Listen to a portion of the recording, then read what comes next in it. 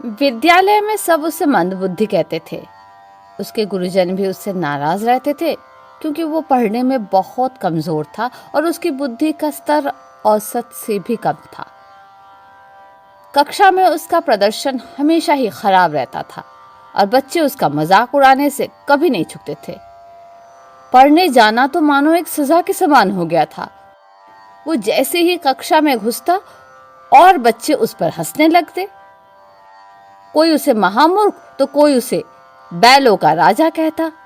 यहाँ तक कि कुछ अध्यापक भी उसका मजाक उड़ाने से बाज नहीं आते।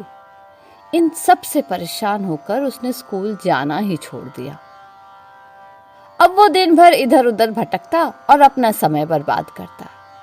एक दिन इसी तरह कहीं से जा रहा था। घूमते घूमते उसे प्यास लग गई। वो इधर उधर पानी खोजने लगा। अंत में उसे एक कुआं दिखाई दिया। वो वहां गया और कुएं से पानी खींचकर अपनी प्यास बुझाई।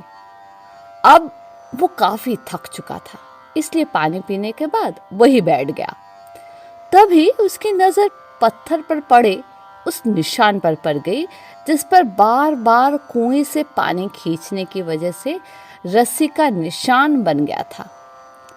वो मन ही मन सोचने लगा कि जब बार बार पानी खींचने से इतने कठोर पत्थर पर भी रस्सी का निशान पड़ सकता है तो लगातार मेहनत करने से मुझे भी विद्या आ सकती है। उसने ये बात मन में बैठा ली और फिर से विद्यालय जाना शुरू कर दिया। कुछ दिन तक लोग उसी तरह उसका मजाक उड़ाते रहे, पर धीरे धीरे उसकी लगन देखकर अध्यापकों ने भी उसे सहयोग करना शुरू कर दिया। उसने मन लगाकर अथक परिश्रम किया।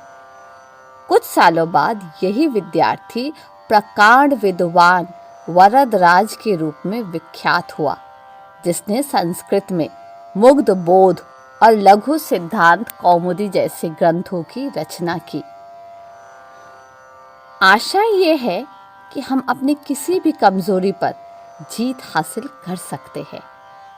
बस जरूरत है कठिन परिश्रम और धैर्य के साथ अपने लक्ष्य के प्रति स्वयं को समर्पित करने की।